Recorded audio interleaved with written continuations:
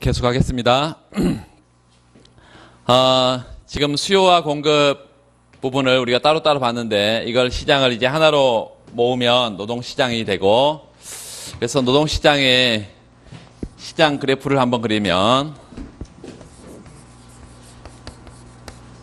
노동의 수요 곡선, 공급 곡선이 맞아떨어지면 시장 균형인데, 명목임금 평면에 표시할 수도 있고 실질임금 평면에 표시할 수도 있는데, 명목임금 일단 표시해보면 W 대문자는 명목임금 이렇게 쓰고, 고용량 평면에 WL 평면, 노동 수요 곡선은 P 곱하기 MPL이라 했죠. 공급 곡선은 뭘까요? 이제 우리가 하나만 더 추가를 하면, 여기까지 우리가 했는데, 노동 공급 곡선은 어떻게 얘기할 수 있냐면, 바로 뒤에 그 다음 페이지 넘겨두고 그 다음 페이지에 이제 케인즈의 화폐 환상 모형이라는 게 나오는데, 여기서 고전학파의 생각과 케인즈의 생각들을 이제 진화를 조금 하게 되면, 이게 레이버 서플라이인데 노동 공급 곡선을 뭐라고 표시할 거냐 도대체. 앞에서 수요는 이렇게 생겼다 그랬어요. 수요는 이렇게 생겼는데, 이거를 수요하고 공급을, 수요는 명목임금은 P 곱하기 MPL, 이 조건이 충족된 상태에서 노동을 수요하고, 노동 공급자는 기업인데, 노동 공급자는 근로자인데, 근로자는 뭐를 잘 모르냐면 시장의 물가를 잘 몰라. 그래서 이 예상 실질임금에 따라서 P expectation, 그냥 실질임금이 아니라 예상 실질임금에 따라서 노동을 공급한다. 물가를 모르니까 물가를 예측해서 노동을 공급하는데, 그 노동 공급 함수를 요 GL이라고 문제에서, 그 교과서에서 GL이라는 함수를 하나 뒀어요. 노동 공급 함수를. 그래서 명목임금 평면이라면 요 P expectation을 우측으로 보낼 수 있겠죠. 그래서 W equal P expectation 곱하기 GL, 이렇게. 앞으로는 이렇게 쓰겠다. 이제 P expectation 곱하기 GL, 이렇게.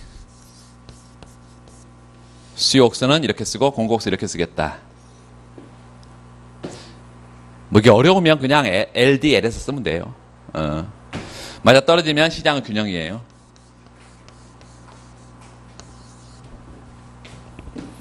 명목임금 W0, 그 다음에 고용량 L0, 요 A점에서 균형이다. 실질임금 평면에서는 이거 어떻게 될까요? 실질임금 평면에서는 P가 사라져 버릴 것이고, 여기는 P로 나누면 뭐가 돼? P분의 P expectation 이렇게 돼. 그래서 화폐 환상이라는 것을 먼저 하고, 구체적으로 실질임금 평면에 어떻게 표시가 되는지 보겠습니다. 하나씩. 그 뒤에 다음 페이지 교과서 좀 보세요.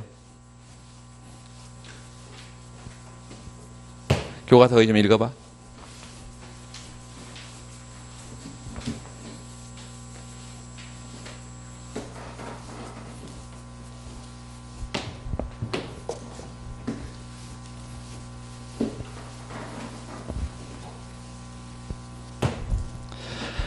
어, 314페이지 케인즈의 일반 이론에서 14페이지, 실제 노동시장에서 단기적으로 나타나는 두 가지 현상을 강조하고 있다. 첫 번째는 몇 줄?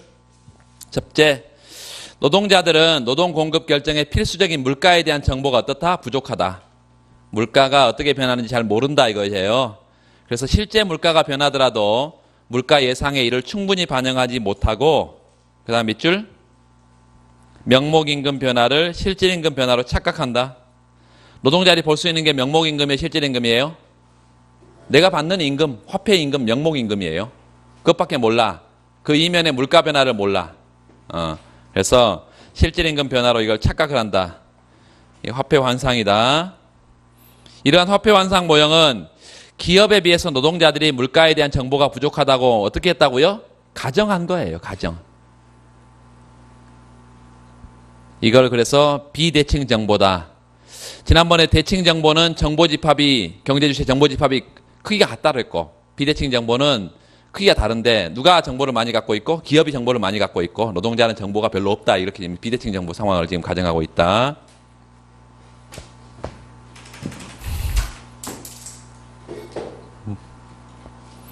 둘째, 노동시장에서 명목임금이 하방 경직적이다 밑줄. 이건 케인즈가 직관의 기초에서 이렇게 얘기를 한 거예요. 그래서 이 두 가지 명목임금 하방 경직성을 구체적으로 이제 모형으로 만들어낸 게 임금 계약 모형이라는 거야. 임금 계약 모형. 물가 하락에 따른 실질 임금 상승으로 노동 공급이 노동 수요보다 많은 상황에서 명목임금이 하락하지 않고 뭐가 실업이 지속될 수 있다 밑줄. 실업이 지속성을 가질 수 있다. 누구는 고전학파는 실업이 지속될 수가 없죠. 왜? 즉각적으로 임금이 변해서 수요 공급을 맞춰주니까. 그런데 케인즈는 이렇게 실업이 지속적으로 나타날 수도 있다라고 말하고 있어요. 왜냐하면 단기적으로 노동자들은 명목임금이 낮아지는 것을 용납한다, 안 한다, 안 한다. 노동계약도 일정 기간으로 1년 단위, 뭐 3년 단위, 뭐 이렇게 계약을 체결하기 때문에 이상의 두 가지 관측의 기초에서 단기 총공급곡선을 도출해보자. 그러니까 뭐예요? 여기에 목적은? 노동시장을 보는 목적은 총공급곡선을 도출하는 데 목적이 있다. 자, 그래서 두 번째예요. 첫 번째 노동시장이 받고 두 번째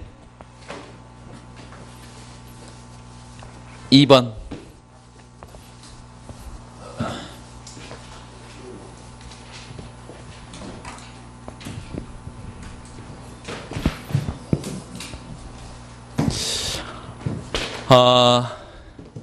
총공급 곡선 AS, 총공급 곡선, AS 곡선에 관한 논쟁인데요.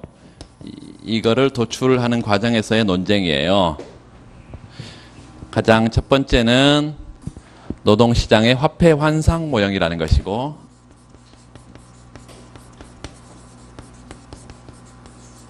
화폐 환상 누구 거냐면 케인즈 학파의 것입니다. 케인즈 학파의 것. 케인즈 학파의 화폐 환상 모형. 이 화폐 환상 모형은 노동시장으로부터 뭘 도출한다고? 총공급 곡선을 도출하는 게 목적이라고 지금. 노동시장의 WL 평면에 여기 PY 평면에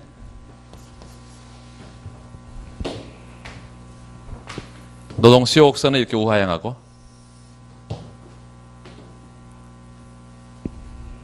P 곱하기 뭐라고? MPL. 공급 곡선은 뭐라고요? P expectation 곱하기 HL.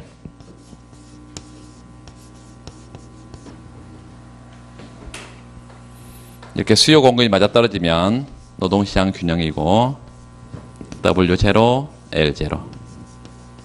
A점. 이 상태에서 자 중간에 항상 이 총공급 곡선 도출에는 항상 중간에 점을 찍으세요. 이렇게 점선을 하나 끌어내려. 그래서 물가가 낮은 상태에서 물가가 높아진다고 이렇게 봅시다. 물가가 어떤 상태에서? 낮은 상태 P0에서 물가가 P1으로 이렇게 물가가 상승한다고 해봐.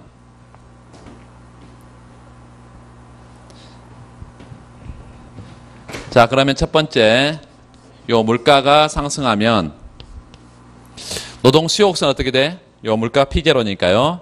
물가가 상승하면 노동 수요 곡선이 우측 가겠죠. 첫 번째, 노동 수요 곡선이 PMPL, 요 레이버 디맨드가 우측으로 이동합니다.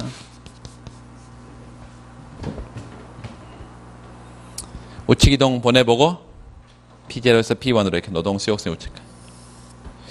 여기가 P1 MPL이겠어요. 노동 수요 곡선이 우측가.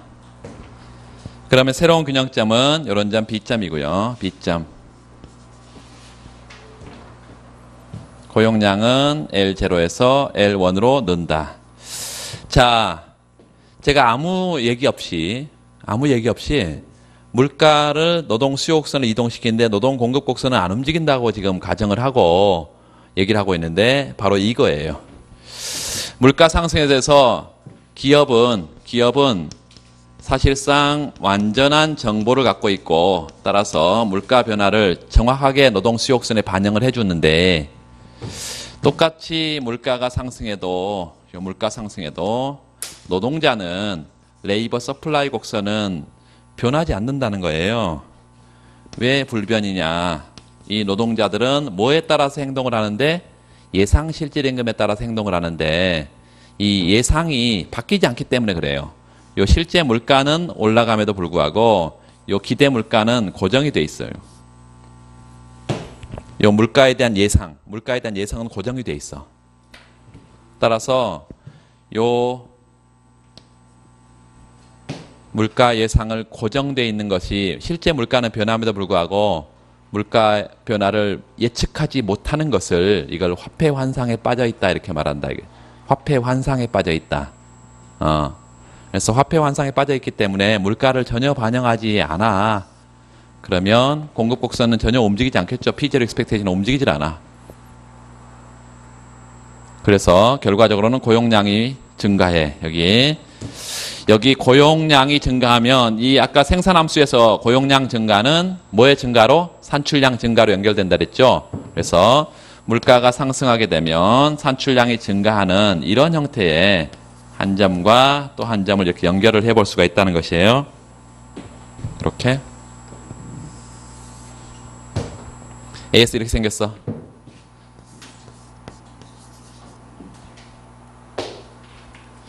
자, 이것을 케인즈 학파의 화폐 환상 모형에서 도출된 AS다 이렇게 말합니다. 화폐 환상 모형에서 AS가 우상향하는데 이거를 기대는 점점 우리가 기대라는 게 이제 나중에 보게 될 텐데 기대라는 것을 추가로 도입하지 않고 기대가 지금 고정돼 있다 이것만 지금 봤어요. 그리고 이거를 물가가 실제로 변화하는데 물가 변화를 예측하지 못하는 것을 물가 변화에 대한 오류 혹은 물가 변화에 대한 예측 오류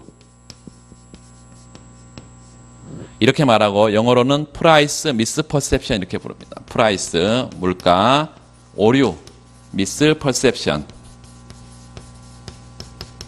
이걸 다르게 표현하면 물가 인지 오류라고도 말하고 인지 오류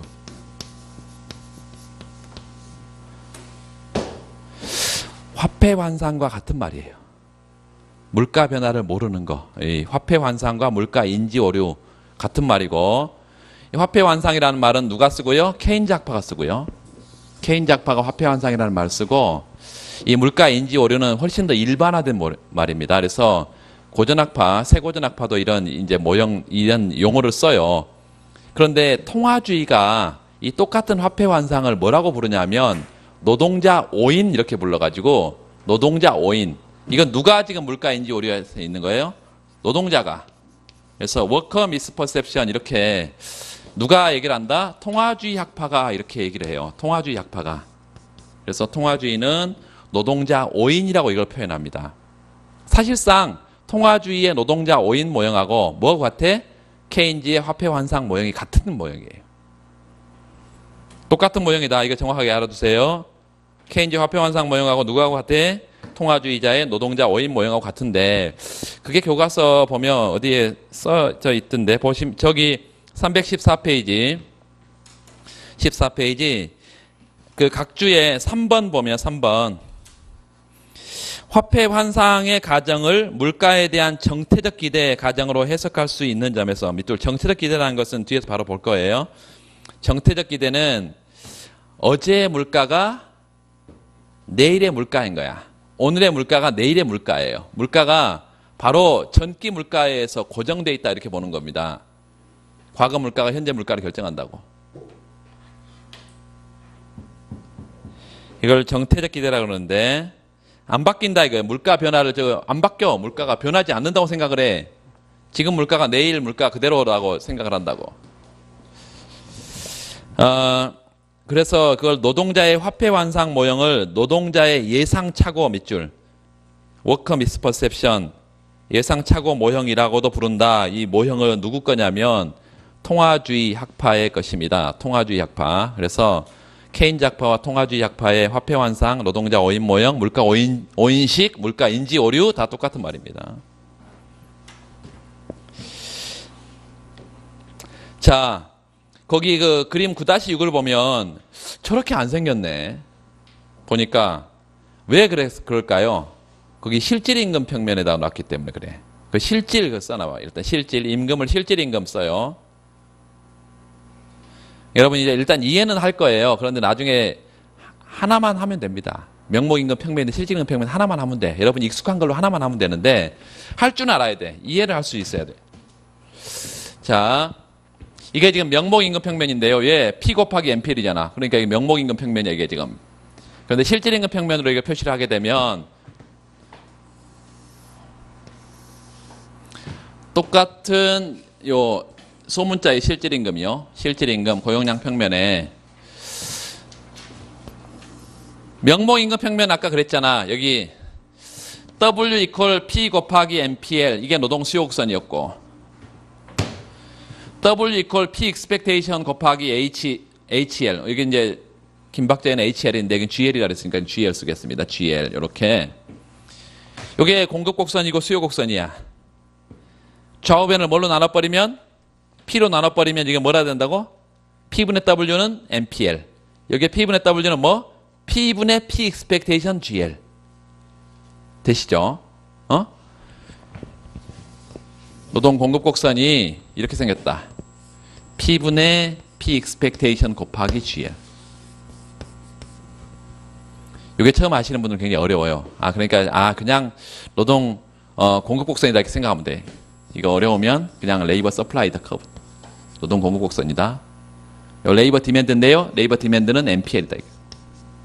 이게 어려우면 그냥 노동 수요곡선이다 이렇게 생각합니다. 자, 노동 수요 공급이 맞아떨어진 상태에서 노동시장의 균형인데 이때 똑같이 물가가 이렇게 올라갔어. 물가 상승하면 노동 수요곡선 움직여요? 안 움직여요? 안 움직이지. 여기 P가 없어져 버렸어. 이게 안 움직여. 근데 대신 P가 여기가 있어요. 그래서 노동 공급곡선이 움직이는데 직관적으로 설명하면 이겁니다. 물가가 상승했을 때 물가 상승을 반영해서 기업가들이 당연히 명목임금도 높여줄 거예요. 이 명목임금을 높여줘. 그러면 근로자들은 뭐밖에 못 본다고? 이걸 못 봐. 그러니까 물가는 주어져 있는 상태에서 명목임금이 올라가니까 실질임금이 올라갔다고 착각을 한다 이거예요. 그렇죠? 착각을 해. 그러면 노동공급을 늘리겠어 줄이겠어? 늘리지. 더 높은 임금 주니까 늘리죠. 그래서 우측 간다 이거예요. 그러니까 요 L0S가 L1S로 이렇게 우측 간다. 이거는 직관적으로 생각하면 쉬워요. 그냥 이렇게 이해하세요. 일단.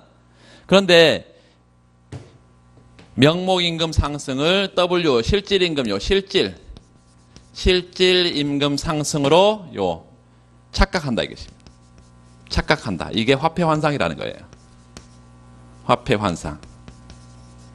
이런 화폐환상이 존재하기 때문에 노동 공급을 늘린다는 것이에요. 노동자들이.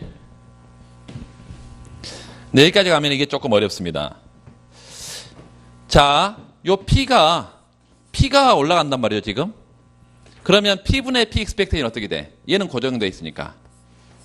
얘가 떨어지죠. P가 올라가면 얘 전체 값은 떨어져. 그러면 이거하고 뭐가 같은 상태에서 노동이 공급이 된다고? 실질임금과 같은 상태에서 노동 공급이 된다. 요 각각의 실질임금 수준에서 노동 공급 수준이야 이게 지금 공급곡선이라는 게. 요 임금 수준에서 각각의 공급 수준이 결정이 돼. 노동 공급 수준이. 그런데 얘가 올라가면요. 이 모든 주어진 임금 수준에서 얘가 같아야 되기 때문에 얘가 어떻게 되면 떨어지면 얘는 올라가야 돼. 지금 이게 좀 어렵습니다. 얘가 올라가면 전체 값은 요게 떨어져. 그런데 얘가 올라가 줘야 모든 주어진 실질임금 수준에서 이게 변화가 없다는 거예요. 그 말은 GL이 올라간다는 것은 이거는 증가함수라 그랬잖아. 따라서 고용량이 늘어야 된다 이것입니다. 고용량이 늘어야 돼.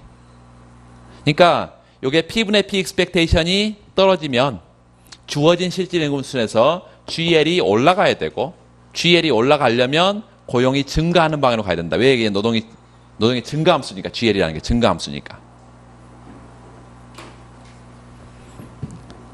엄밀하게 분석을 하면 그렇게 분석을 할 수 있는데 여러분 직관적으로 이렇게 알아두세요. 이게 지금 물가 상승이 명목임금을 상승시키고 실질임금 상승으로 얘가 착각을 하기 때문에 노동 공급이 는다. 이렇게 생각하면 되겠습니다. 노동 공급이 늘어 우측으로. 그래서 결과적으로 이런 점에서 이런 점을 가면서 결론은 똑같아. 고용 규모가 L0에서 L1으로 이렇게 고용 규모가 늘어. 이 고용 규모가 늘면 산출량이 어떻게 이렇게 늘어서요. AS가 우상향한다. 이 화폐 환상은 계속해서 화폐 환상이 나타날 수 있을까요? 그럴 수가 없어. 이제 나중에 적응적 기대, 정태적 기대, 적응적 기대, 합리적 기대 이런 걸 공부할 텐데, 기대를 공부할 텐데, 기대는 장기에 가면 다 조정이 됩니다. 그러니까 실제 물가가 상승한 것을 근로자도 이제 알게 된단 말이에요. 장기에는. 그래서 이거를 단기 공급 곡선이라고 이렇게 불러.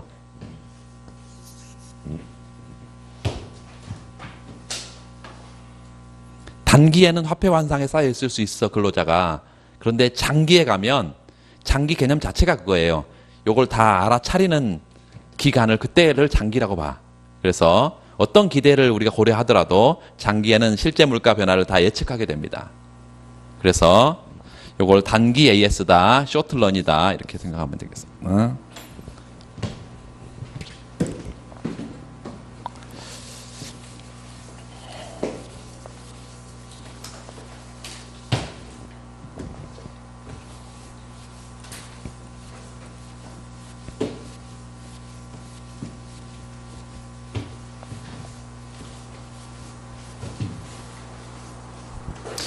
자, 화폐 환상 모형이 그거고, 그 부분 화폐 환상, 뭐 완전 화폐 환상, 이거는 그냥 뭐 알 필요가 없어요. 옛날 문제 한 10년 전에 문제 보면 부분 화폐 환상, 뭐 완전 화폐 환상, 뭐 10년도 더 돼. 그 이후에는 나오질 않아. 그런데 이 부분 화폐 환상이란 건 뭘까요? 물가 변화를 전혀 모르는 게 아니고 조금은 알아. 조금은 안다고. 그러면 이 수요곡선이 이동하면서 공급곡선도 이동을 할 거란 말이에요. 조금 이동해, 조금. 어떻게 이동할까? 물가가 상승할 거라고 예측했으니까요. 어떻게 이동을 해? 그렇죠. 물가가 상승하면 나의 실질 임금은 떨어져 버릴 거니까 노동 공급을 줄이는 쪽으로 이동을 해. 그래서 얘가 이동을 하는데 요 이동폭을 이만큼 이동한다고? 아니, 쬐끔. 쬐끔 이동하면 고용량이, 이거 그릴 필요 없어요. 쬐끔 이동하면 고용량이 얘보다는 적게 증가하지. 그러면 산출량도 똑같은 물가 상승에서 산출량도 적게 증가해. 그래서 요 곡선이 요런 형태로 나옵니다. 얘가 조금 이쪽으로 가게 되면 이게 부분 화폐 환상이야. 부분 화폐 환상의 경우에 똑같은 SS가 우상향한다는 건 차이점이 없고 기울기가 조금 더 가파르게 나오는데 뭐 이런 것들을 물을 가능성은 없어. 물을 가능성도 없고 여러분 이제 화폐 환상이라는 것 자체만 좀 알아두시면 되겠습니다. 그 다음에 명목임금 거기 2.2에 명목임금 하방 경직성이라는 게 나와 있는데 이거는 원래 케인즈의 주장이에요. 케인즈의 주장인데 아까 제가 새 케인즈 학파가 케인즈 뒤를 이어서 새 케인즈 학파가 이걸 임금계약 모형이라는 것으로 확장을 사실은 시킵니다. 근데 그 임금계약 모형이 나중에 여러분이 지금은 안 할 거예요. 임금계약 모형이 통상적인 임금계약도 있고 물가 연동 모형 이런 것도 있어. 물가 연동 모형이라는 것은 물가가 상승하면 계약 기간에 예를 들어서 내가 올해 1월 1일부터 내년 1월 1일까지 1년 동안 12월 31일 그래서 내년 1월 1일에 다시 임금 계약을 맺도록 이렇게 계약을 했어. 근데 그 사이에 물가가 한 10% 올라가 버렸어.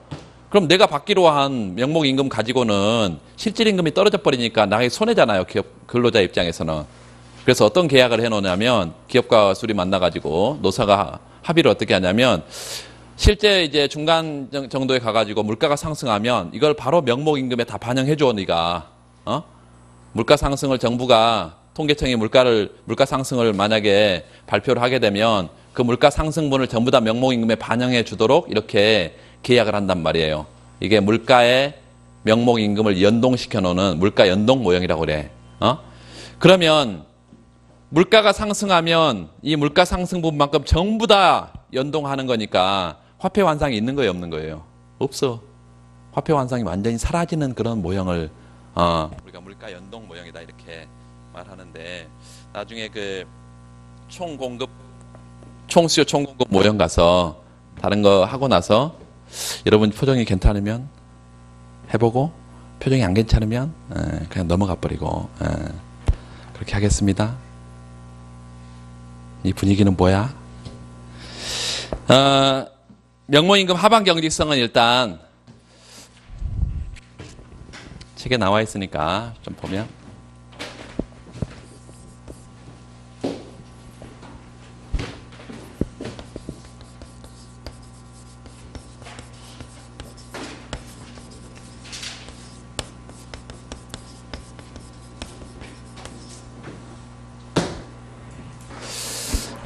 이거를 그냥 계약임금으로 봐서 간단하게 우리가 분석하는 골자만 조금 확인하고 가겠습니다.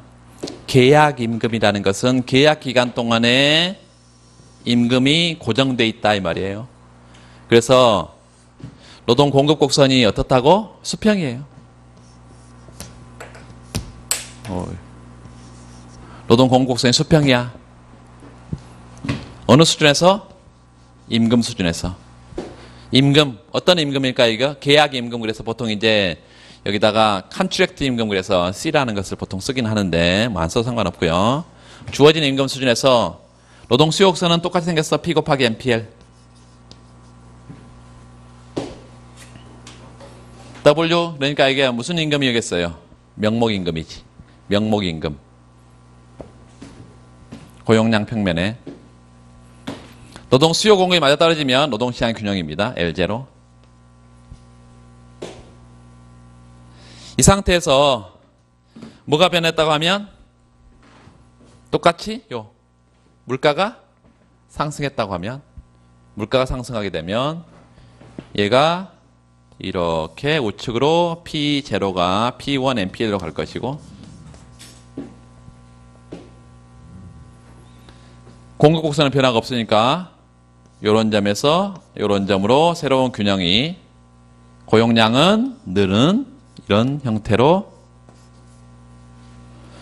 고용량이 증가하면 산출량은 어떻게 되겠어요? 증가하지. 그래서 여기도 마찬가지 똑같은 형태로 물가가 상승했을 때 산출량이 증가하는 어떤 평면에? PY 평면에 우상향하는 이런 AS가 도출이 된다. AS가 이렇게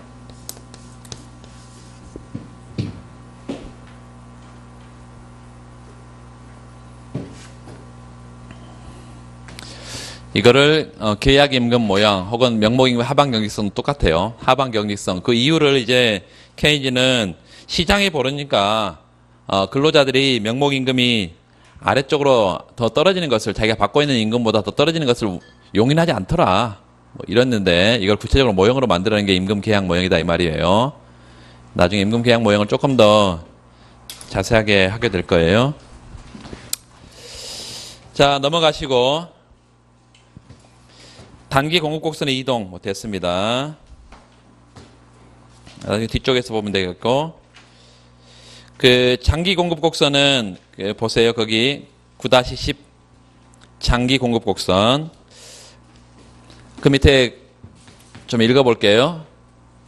단기적으로는 노동자의 정보 부족에서 나타나는 화폐 환상 밑줄, 단기에다 밑줄 화폐 환상. 그와 달리 장기적으로는 물가에 대한 정보 불안전성이 점점점 줄어들면서 노동자들의 물가 예상이 정확해진다. 그래서 또 단기적으로는 하반경직적인 명목임금과는 달리 장기적으로는 노동시장의 초과 수요, 초과 공급에 따라서 명목임금이 상하 신축적으로 조정이 된다. 먼저 장기적으로 거기다 밑줄 그으세요. 물가에 대한 정보가 완전해지면 완전 예견 장기 총공급 곡선은 어떻게 되냐면 그렇게 수직의 형태로 되는데, 수직 형태로. 자, 그래서 이 단기 총공급 곡선 여기다가 장기 총공급 곡선이 또 같이 보면 좀 복잡해지니까 이거 좀 지우고,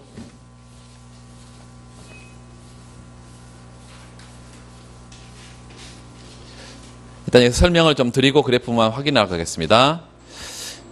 아까 우리가 물가 상승을 요 P0에서 P1만큼 상승했다고 할 때 요 기대 물가도 똑같은 폭만큼 상승하게 되면 완벽하게 얘기하는 거죠.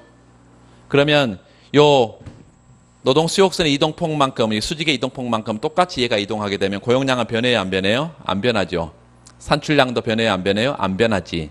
그래서 AS가 수직이라는 건데 요 평면으로 갈 수도 있고, 두 번째 여기는 한번 생각해 보세요. 물가 상승하면 얘가 변해, 안 변해? 없으니까 안 변하죠. 여기는 보면 물가 상승한 것만큼 요 기대 물가도 똑같이 상승하게 되면 이게 변해, 안 변해요? 안 변하지. 그래서 노동 수요곡선과 공급곡선이 전혀 움직이지 않은 형태로 실질임금 평면에서는 고용량 변화 없고 산출량 변화 없다, 이렇게 하면 돼요. 이해되시죠? 그래서 거기 그 320페이지 보면 노동 수요 공급곡선이 이렇게 있는데요. 공급곡선에 P expectation equal P 이렇게 되어 있잖아. 그 동그라미. 실제 물가와 기대 물가가 같으면 노동 공급곡선 움직인다고 안 움직인다고? 안 움직여. 그 평면이 W가 실질임금 평면이에요. 실질임금 선화.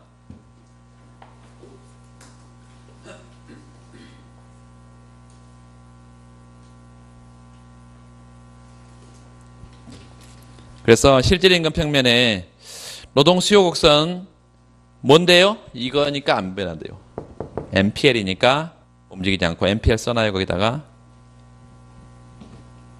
공급곡선은 지금 수식을 써있지 않는데 뭐 수식 써있지 않고 여러분 그렇게만 이해하면 되겠습니다.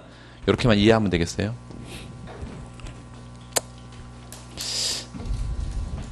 자, 321페이지 그 두 번째 단락에 한편 그 장기적으로 명목임금이 원활하게 조정되는 경우 완전 고용 수준의 산출량에서 수직인 장기 총공급선이 도출된다. 밑줄 그어놓고 이러한 장기 총공급선은 신축적 임금 조정, 임금이 항상 신축적이고 또 물가 예상도 완벽할 때 나타나는 공급곡선이고 이게 고전학파 경제학자들이 생각하는 공급곡선이다.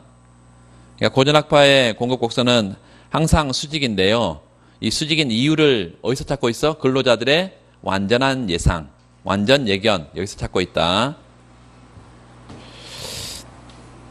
그 다음에 새 고전학파와 새 케인즈의 이제 합리적 기대에 관한 공급곡선인데 먼저 그 교과서를 몇 군데 좀 보고 그 다음 좀 자세한 설명을 좀 드리도록 하겠습니다. 그 합리적 기대에다 몇 줄 긋고 합리적 기대는 일단 정의가 뭐냐면 합리적 기대는 현재 이용 가능한 모든 정보를 활용해서 쓰세요. 현재 이용 가능한 모든 정보를 활용해서 미래 물가를 예측하는 것이에요. 합리적 기대는 뭐라고? 현재 이용 가능한 모든 정보를 활용하여 미래 물가를 예측하는 것이다.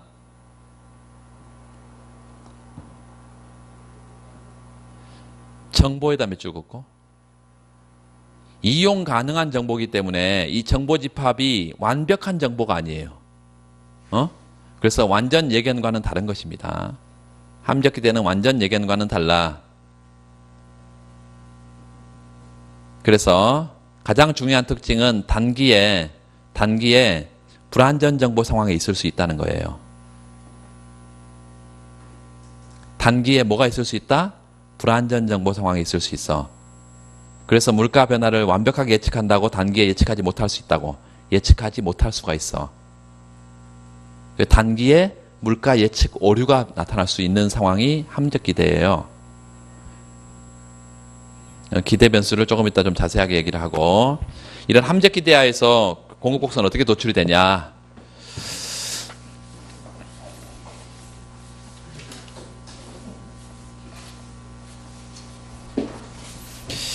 여기 AS 곡선의 도출, 그래서 도출 1번 이렇게. 그래서 첫 번째는 방금 이제 우리가 케인즈하고 고전학파의 생각을 좀 우리가 봤고, 그 중에 이제 케인즈의 생각이 주로 지금 다 여기 들어와 있죠. 케인즈의 생각들이 들어와 있고, 그 다음에 두 번째 새 고전학파와 새 케인즈 얘기를 좀 하면, AS의 총공급 곡선의 이 도출과 관련해서, 형태와 관련해서 새 고전학파 그리고 새 케인즈, 뉴 클래시컬, 뉴 케인지안,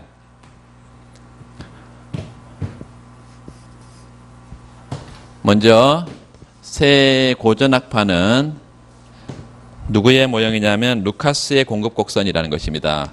루카스.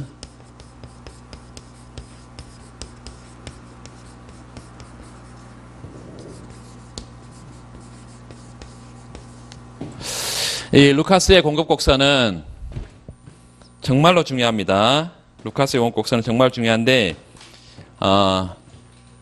기본적으로 일단 그래프 평면을 하나 그려놓고 자세하게 설명을 좀 드리겠습니다. 루카스가 생각하는 기본 가정이라는 게 있어요. 가장 중요한 가정이 루카스는 기대가 시장 참가자들의 기대가 합리적이다. 첫 번째 가정이 뭐라고? 시장 참가자들의 기대가 합리적이야. 그래서 합리적 기대를 가져간다는 게 가장 중요한 첫 번째 가정입니다. 합리적 기대를 이렇게 씁니다. 합리적 기대를 T기의 물가, T기의 물가를 어떻게 예상하냐면 이렇게 써보세요. 요 E는 뭐냐면 expectation 예상이에요. expectation 예상. T기의 물가를 예상해. expectation T기 물가 예상해. 그런데 그 전기 정보를 가지고 그 전기의 인포메이션, I는요 인포메이션 세트예요. 정보 집합. T-1기. 그러니까 요거 이제 우리가 다음 기의 물가 예상이라고 한다면 요 다음 기의 물가는 어떻게 예측하게 되냐면 현재 T기 현재의 정보를 활용해서 모든 정보를 활용해서 다음 기의 물가를 예측한다 이거예요. 근데 현재 이용 가능한 모든 정보를 활용하는데 이 이용 가능한 모든 정보에 예상된 정책이나 충격은 전부 다 반영이 됩니다. 예상된 정책이나 충격은 이 정보집합 안에 전부 들어있어. 민간이 예상했으니까. 그렇지만 예측되지 못한 정보는 이 정보집합 안에 들어있지 않겠죠. 그래서 예상된 정보는 현재 이용 가능한 모든 정보 안에 들어있고 예측하지 못한 정보는 정보집합 안에 들어있지 않다. 이게 합리적 기대의 첫 번째고요. 두 번째는 언제 예상을 하게 되냐. 단기든 장기든 예상할 수 있는데 예측하지 할 수 없는 거는 단기 상황이다. 반드시. 단기에만 예측할 수 없지 장기에는 모두 다 예측한다는 거예요. 이거를 예측 오류라고 그러는데요. 예측 오류가 한 번만 나타나고 그렇게 써요. 일회적 예측 오차. 일회적 예측 오차. 합리적 기대는 한 번의 예측 오차는 있을 수 있습니다. 1회의 예측 오차가 존재할 수 있어. 이 예측 오차는 아까 영어로 뭐라 했어요? Price misperception. Price misperception. 한 번의 예측 오차는 나타날 수 있어. 이거를 이제 나중에 적응적 기대라는 얘기를 또 할 텐데요. 체계적인 예측 오차는 없습니다. 이 체계적 예측 오차는 적응적 기대의 특징인데요. 합리적 기대에서는 예측 오차가 한 번만 나타나지 계속해서 지속적으로 나타나는 예측 오차는 없어요. 그 말은 다른 표현으로 예측 오차는 즉시 수정이 됩니다. 한 번만 나타나고 이게 즉시 수정이 돼. 그래서 장기에는 오차가 없습니다. 장기에는 오차가 없어. 합리적의 특성은 먼저 뭐라고 정의가요? 현재 이용 가능한 모든 정보를 활용해서 미래 물가를 예측한다. 두 번째는 단기에 예측하지 못한 상황이 발생할 수 있다. 그 예측하지 못한 상황은 한 번만 발생한다. 그래서 지속적으로 오차가 나타나는 체계적 예측 오차는 없다.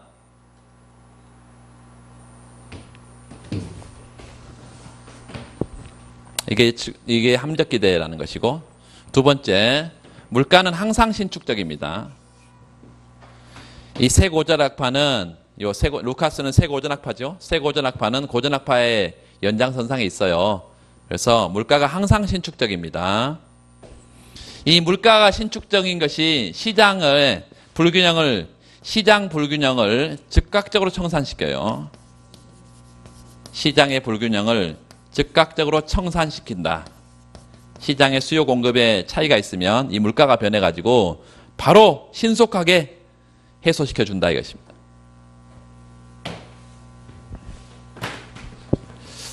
자, 구체적으로 이제 루카스 공급곡선은 수식으로 도출을 해야 되는데요. 수식을 좀 위쪽에다 한번 써봅시다. 개별 기업은 물건을 어떻게 생산하냐면 요 YI라고 써봐요. YI는 I번째 개별 기업의 산출량이에요. 요 I번째 대표 기업의 산출량이라고. 얘는 YI 스타, I번째 대표 기업의 스타는요, 정상 상태 산출량, 잠재 산출량 그랬잖아요. 그래서 기업이 갖고 있는 모든 자원을, 모든 생산 기술을 다 활용해서 물건을 생산해내면 그때 기업의 잠재 산출량 수준이에요. 잠재 산출량 수준. 플러스 개머, P-P expect 이렇게 써보세요. P-P expectation. 요 개머 값은 0보다 큰 상수 값입니다.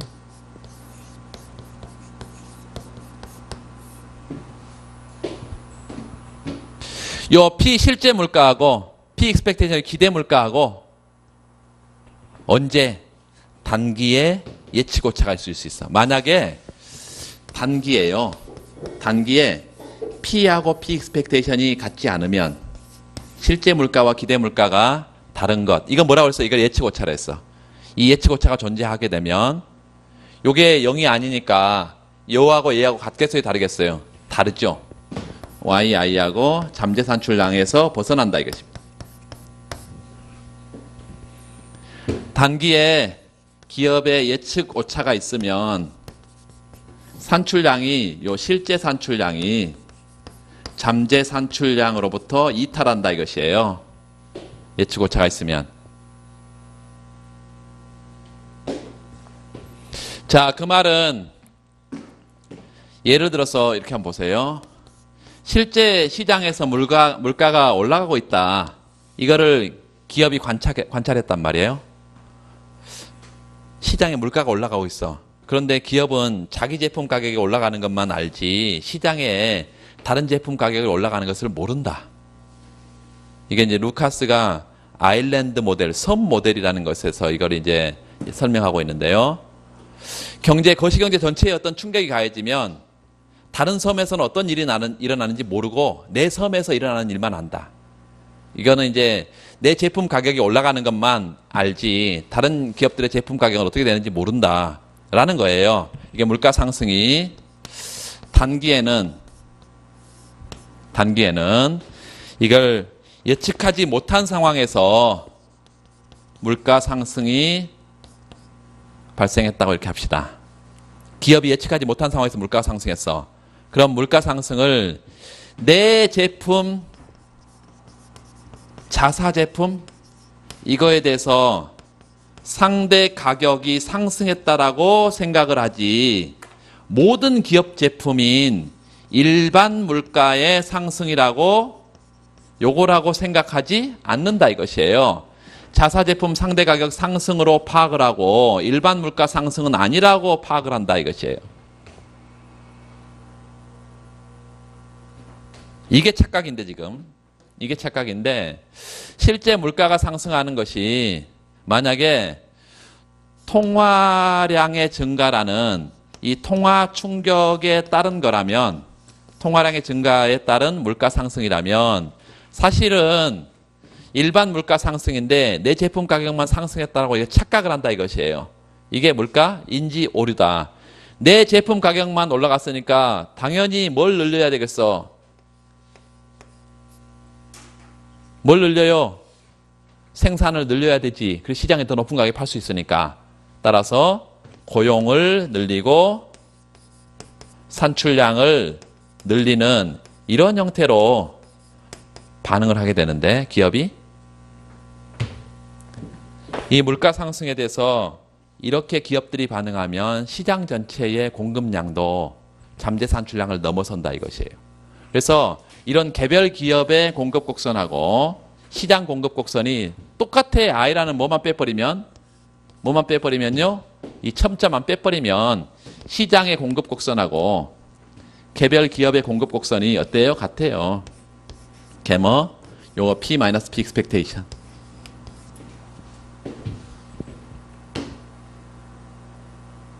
이게 시장 공급 곡선이야.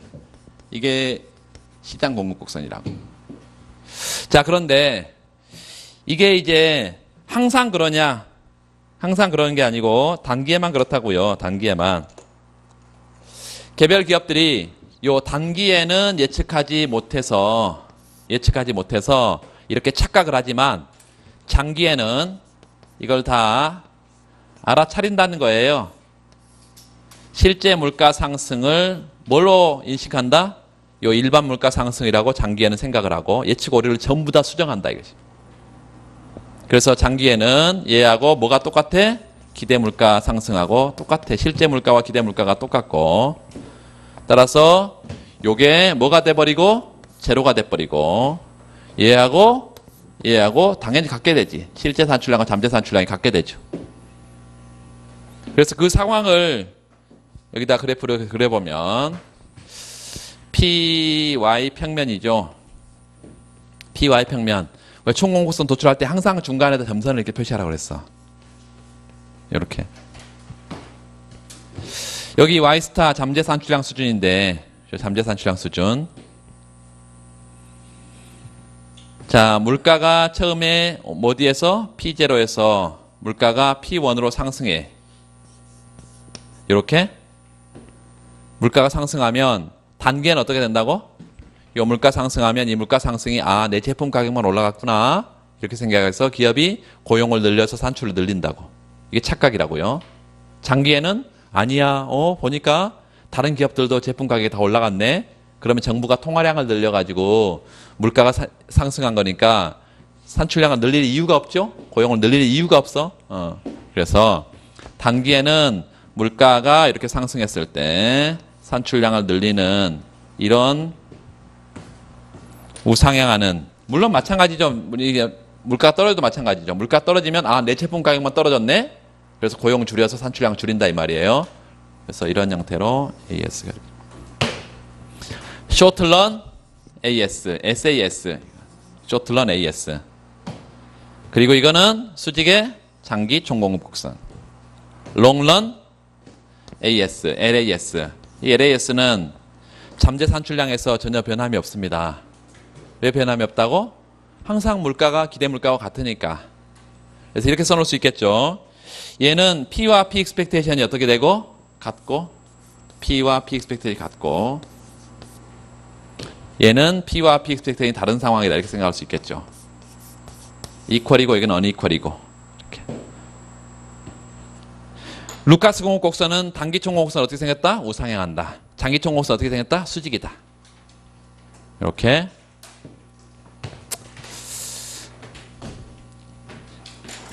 일단 그 수식을 쓰는 거를 최소한 줄여서 지금 루카스 공급 곡선을 설명을 했고요.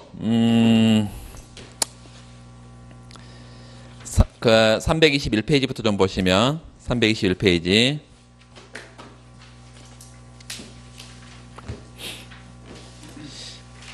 그 세 번째 줄에 케인즈에다 몇 줄? 케인즈가 강조한 화폐 환상이나 또 명목임금의 하방 경직성, 이게 존재하는 상황에서 우상향하는 단기 총공급 곡선 밑줄 긋고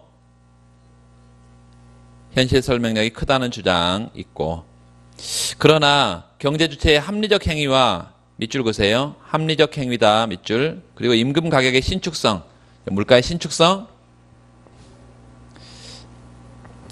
이런 고전학파의 전통 밑줄 그으세요. 고전학파의 전통을 따르는 학자들 누구겠어요? 통화주의나 세고전학파지. 이 학자들은 명목임금 경직성과 화폐 환상 또는 물가 수준의 변화에 대한 이 정태적 기대를 가정하고 도출된 단기 총공급 곡선을 받아들일 수 없다. 정태적 기대는 뭐냐? 이거는 고전학파가 안 받아들이고 있는데 뭐냐? 그랬더니 옆에 보세요. 바로 전기 물가에 의해서만 현재 물가가 결정된다. 전기 물가와 현재 물가가 같다. 그 말은 PT expectation이 뭐예요? PT-1이야. 전기 물가하고 금기 물가 예상이 같아. 항상. 그 뒤쪽에 325페이지 가보세요. 325페이지. 325페이지.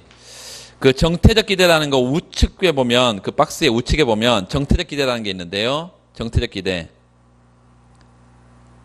그 좌측의 제일 밑에 전기값만 기대에 반영이 된다. 바로 앞기의 값만 기대에 반영되는 걸 미래 물가를 예측하는 데 있어서 정태적 기대. 자, 우리가 크게 우리 두 가지가 있어요. 하나는 적응적 기대가 있고 또 하나는 함적 기대가 있는데, 적응적 기대 안에 정태적 기대가 있어. 그러니까 우리 적응적 기대는 뭐냐면 미래 물가를 예측할 때 금기 물가, 전기 물가, 그 전전기, 전전전기 계속 이런 물가들을 다 가중평균해서 미래 물가를 예측하는 게 적응적 기대예요. 그런데 그 적응적 기대 중에 전기, 전전기, 그 이전기는 생각하지 않고 바로 전기 물가가 미래 물가를 예측한다. 이렇게 생각하는 게 정태적 기대야. 그러니까 적응적 기대하고 정태적 기대는 어떤 관계에 있다고? 적응적 기대 안에 정태적 기대라는 게 있다. 그래서 이걸 정태적 기대라고 하면 안 되고 크게 보면 적응적 기대라고 이렇게 보고, 이게 함적 기대하고 다른 점은 뭐냐면 이 정태적 기대는 전기 물가에 의해서만 미래 물가를 예측하기 때문에 항상 오차가 생깁니다. 항상 오차가 생겨. 그 오차를 한꺼번에 다 수정하지 않고 조금씩 수정해. 그러니까 오차가 체계적으로 나타나요. 그래서 이게 체계적 예측 오차가 있다는 게 적응적 기대나 정태적 기대의 특징이에요. 그런데 이걸 받아들이지 못한다는 것은 다시 앞으로 오면 함적 기대를 도입해야 된다 이런 얘기예요. 거기 정태적 기대를 가정하고 도출된 단기총 호흡선을 받아들일 수 없었다. 그래서 그 쭉 나와 있는데요. 뒤에 넘어가시면 322페이지 그 세고전학파의 밑줄 긋고 루카스는 얘가 가정한 기본 가정에다 밑줄을, 첫 번째 가격이 항상 신축적이다. 신축적 가격 조정. 두 번째 합리적 기대 밑줄. 이걸 가정하고 예상치 못한 물가 수준의 변화에 대한 예상 착오. 이건 언제 나타나는 거라고요? 단기에만. 그래서 예상치 못한 물가 수준의 변화, 정보집합 안에 들어있어요? 안 들어있어요? 안 들어있어. 그래서 이 착오에 근거해서 우상향하는 뭘 도출한다? 단기총호곡선 도출한다. 이 단기총호곡선은 언제 도출됐다? 실제 물가와 기대 물가가 다른 예측 오차가 있는 상황에서, 예측 오차가 있는 상황에서 도출된 단기총호곡선이다. 한편 세케인 작파의 테일러, 칼보, 맨큐, 여러분 잘 아는 맨큐, 테일러 이런 사람들이 세케인 작파인데, 이 세케인 작파는 함적 기대를 받아들일까요? 받아들입니다. 현재의 세고전이든 세케인이든 함적 기대를 다 받아들여요. 그런데 포기할 수 없는 게 있는데 거기에 임금과 가격의 경직성, 마지막 최후의 보루라고 제가 지난번에도 말씀드렸어요. 이제 자세하게 계속 이걸 증명하는 이론들이 세케인 작파 이론들입니다. 그래서 우상향하는 단기총호곡선을 도출하고 있다. 밑줄 그으세요. 우상향하는 총호곡선이 똑같이 단기총호곡선이 우상향하는데 그 근거가 달라. 얘는 왜 우상향한다고 지금 그래요? 실제 물가와 기대 물가가 다른 예측 오차 때문에 그렇다고 말해. 그래서 조금 이따 보고는 이제 세케인 작파에서는 물가 경직성 때문에 그렇다 이렇게 말한다. 물가 경직성 때문에. 그 3.1의 물가 예상 착오와 총공곡선 누구 거라고? 세고전학파. 세고 땡땡하고 세고전학파의 루카스 공급곡선이다 이 말이에요. 세고전학파의 루카스 공급곡선. 다 설명드렸는데 몇 군데 밑줄을 좀 그어드리겠습니다. 거기 그 루카스의 함적 기대에다 밑줄 그어놓고 요 함적 기대를 반영한 총공급곡선. 그 옆에 함적 기대 나와 있죠? 노동 공급과 관련된 거기 이용 가능한 정보를 모두 이용해서 물가 수준을 예상하는 것이다. 이용 가능한 모든 정보 이걸 활용해서 물가를 예측한다. 이게 함적 기대라는 것이고 루카스 한번 읽어보세요. 그 루카스 비판이라고 거기 나오는데요. 루카스 비판 밑줄 긋고 루카스 크리틱. 루카스가 누구를 비판한 걸까요? 루카스는 세고전학파고 세고전학파 이전에 누구를 비판해? 케인즈를 비판한 것입니다. 전통적인 케인즈 학파에 대한 비판이에요. 이 전통적인 케인즈 학파의 뭐에 대한 비판일까요? 합리적 기대를 도입하지 않았다는 비판이에요. 합리적 기대를 도입하지 않았다는 비판. 그러니까 전통적인 케인즈는 적응적 기대나 정태적 기대를 가정하고 있다는 거예요. 또 합리적 기대를 도입한다는 것은 어떤 의미냐면 기존에 우리가 앞에서 ISLM에서 C가 뭐였죠? C? 소비 함수에 들어있는 C 한계 소비 성향 투자의 이자율 탄력성 B 값 이런 것들은 다 고정된 값이야. C나 B나 이런 건 다 고정된 값이에요. 이걸 고정된 값으로 생각을 하고 정부 정책 효과를 분석했다고요. 전통적인 케인즈는. 그런데 이 새 고전학파는 그래서는 안 된다. 정부가 정책을 쓰게 되면 한계 소비 성향이라든가 투자의 가속도 개수라든가 뭐 투자 이자율 탄력성이라든가 이런 것들이 다 변한다 이것이에요. 이런 것들 집계 변수가 변하는데 변하지 않는 고정된 값으로 취급했다. 이래서 이거를 임의적 방법론 이렇게 말하는데 임의적 방법론 이걸 비판 나중에 조금 더 이건 어디까지 나오냐면 경기 변동론까지 계속 나와요. 루카스 얘기는 경기 변동론까지 계속 나오니까 계속 할 기회가 있을 거고 거기다 일단 밑줄 그어놔요. 기존 케인즈 경제학의 맹점을 비판했다. 케인즈 경제학에 뭘 비판했다고요? 기대, 합리적 기대를 도입하지 않았다. 이거 비판이에요.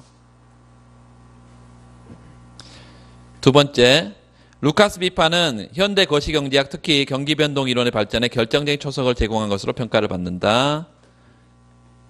노벨상을 받았대네요. 323페이지 보면 323페이지 거기 그 둘, 넷, 다섯째 줄에 여러분 다 읽어보신다는 전제하에요. 따라서 그 개별 기업의 입장에서 일반 물가 수준에다 밑줄. 일반 물가 수준.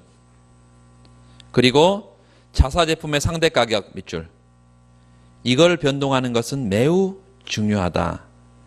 개별 기업의 제품 가격이 올랐더라도 일반 물가 수준의 전반적인 상승에 따라서 동방 상승한 거라면 생산을 늘릴 유인이 없기 때문이다. 그러니까 내 제품에 대해서 이런 거 이제 보통 실물 충격이라는데요. 내 제품에 대해서 상대 가격이 올라가고 다른 제품 가격은 다 변함이 없어야 내 제품에 대한 상대적인 선호도가 증가한 거고 따라서 고용 늘려 상출량을 늘린다라는 게 루카스의 생각입니다. 그래서 거기 보세요. 개별 기업은 거기다 별표. 개별 기업은 기술이나 소비자의 선호 등의 변화로 자사 제품의 가격만 상승했을 때 생산을 늘릴 유인이 있다.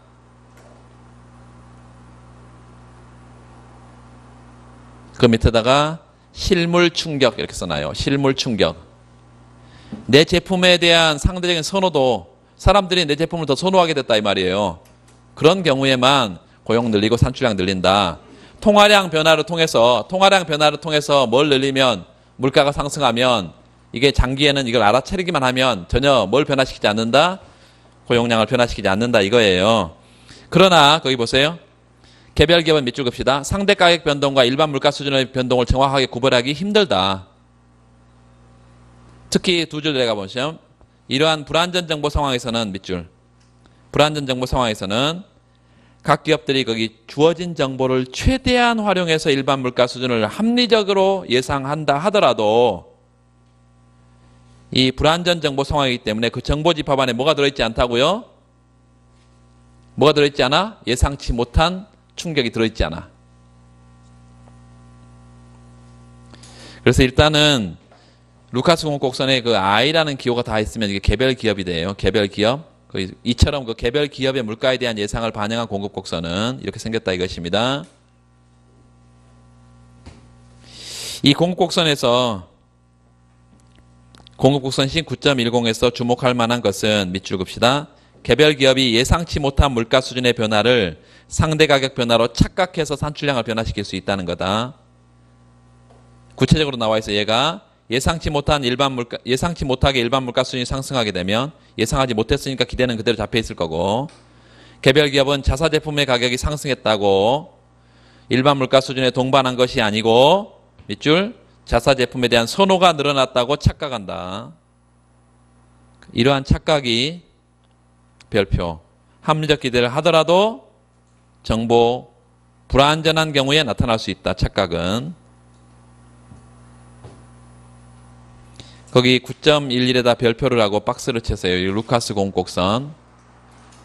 루카스 공곡선 y equal y 스타 플러스 캐머 p 마이너스 p expectation. 이게 루카스 공곡선이다. 단계는 p와 p expectation이 다르고, 단계는 얘가 다르고 단계는 같다. 그 단기는 어떤 상황이다? 합리적 기대를 해도 예측하지 못하는 상황은 단기다. 정보집합에 들어있지 않은 상황이 단기다. 그 단기는 장기에 수정이 되는데 그 장기라는 것은 바로 다음 기다. 왜냐하면 한 번만 예측 오차가 한 번만 나타나기 때문에 바로 다음 기에는 바로 즉시 수정이 된다.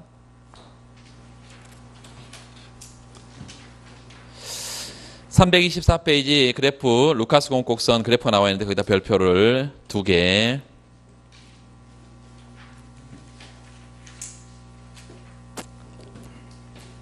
(325페이지) 기대를 좀 보면 박스에 9-1의 경제학과 기대 이론.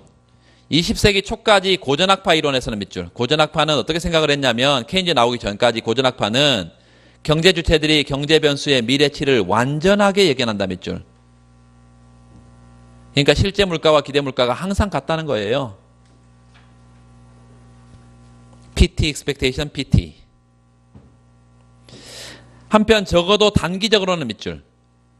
단기적으로는 이런 비현실적인 완전 예견의 가정을 보완한 것이 적응적 기대다. 적응적 기대를 과거지향적 기대라고도 말하고 있어요. 그때 밑줄 보세요. 이 가설에 의하면 미래 물가 수준의 예측치는 현재 물가 수준의 예측치하고 실제 물가와 차이, 이걸 반영해서 결정된다. 그 밑에 수식을 일일이 다 할 필요 없지만 거기 보세요. PT 플러스 1 expectation 거기다 밑줄 그어놓고, 그 두 번째 식에 PT에다 밑줄, 그 다음 PT 마이너스 1에 밑줄, PT 마이너스 2에다 밑줄. 그래서 과거 물가들의 앞에다가 알파 곱하기 1 마이너스 알파 곱하기 1 마이너스 알파의 제곱, 뭐 이렇게 계속해서 가중치란 걸 곱해서 더했다 이것이에요. 그래서 한마디로 말하면 과거 물가들의 가중 평균의 합이다. 이게 뭐가? 미래 물가가. 그런데 그 뒤에 알파를 다 1로 보내버리면 뒤에 건 다 제로가 돼버리니까 뭐가 PT 플러스 1의 expectation이 PT가 되죠? 금기 물가가 바로 다음 기 물가가 되잖아. 그래서 이게 바로 적응적 기대 중에서 정태적 기대라고 부른다. 그렇게 나와 있어 거기에. 알파가 1인 경우에는 전기값만 기대에 반영해서 정태적 기대라고 부른다. 그러니까 이 수식이 복잡하다고 생각하지 말고 수식이 복잡하면 그냥 버리면 되고, 과거 물가들을 다 모아서 미래 물가를 정한다라고 하면 이게 적응적 기대다. 그 중에 전기 물가만 가지고 미래 물가를 생각한다. 그러면 정태적 기대다. 그리고 과거 물가들 가중평균치가 아니라 현재 이용 가능한 모든 정보를 활용한다. 그러면 합리적 기대다. 합리적 기대는 한 번만 오차가 생길 수 있고 예측 오차는 즉시 수정된다. 이렇게 생각하면 되겠습니다. 그 뒤에 합리적 기대 수식이 나와 있는데 그 합리적 기대 수식은 뒤에 그 오메가라고 있고요. 오메가 인포메이션 셋입니다. 정보 집합을 그렇게 썼어요. 오메가라고. 그 합리적 기대 수식에다가 박스를 치고 요거는 암기를 해야 됩니다, 여러분.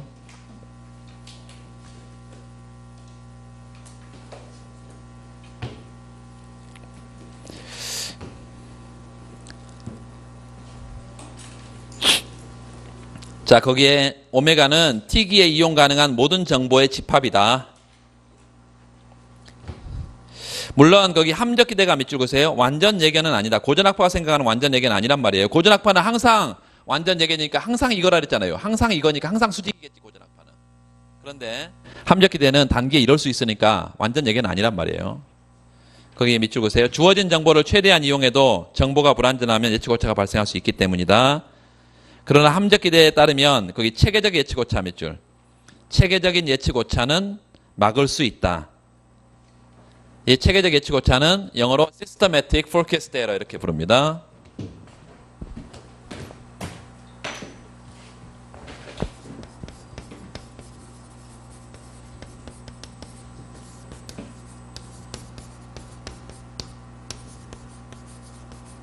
systematic forecast error. 그래서 체계적 예측 오차는 적응적 기대의 특징이에요. 적응적 기대의 특징이 이게 체계적 예측 오차인데 함적 기대는 이게 없다는 것입니다.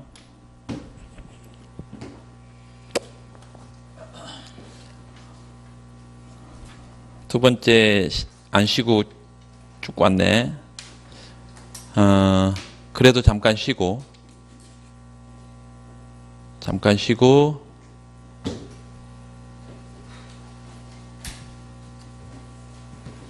5시 반까지 하겠습니다.